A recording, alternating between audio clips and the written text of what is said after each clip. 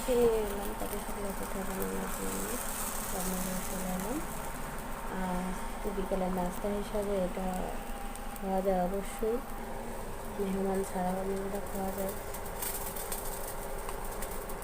তাই চলে এলাম রান্নাঘরে। বিকেলের নাস্তা প্রতিদিন একই নাস্তা একই খাবার, বাচ্চারা খেতে চায় না, আমাদের অন্য কোনো খাবার, তাই চলে এলাম ভাবলাম নতুন একটা কিছু করে দিই, বানিয়ে নিলাম তাকে ভালো কিছু।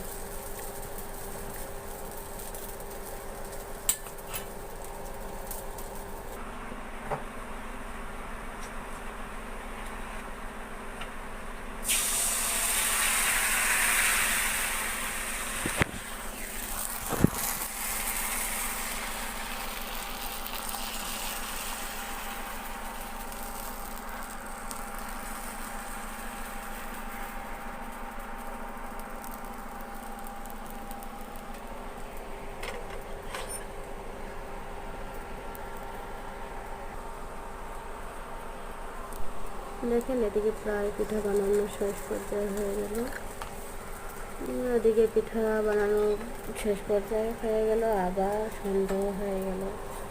আবার বিকালবেলা বের হওয়ার কথা ছিল, বের হতে পারলাম না, সন্ধ্যা যাবো, একটু বাইরে যাব বারাসতের পাশে, যে চলেও আসবে,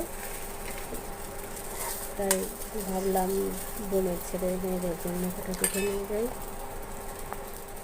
বাচ্চারা খুশি হবে।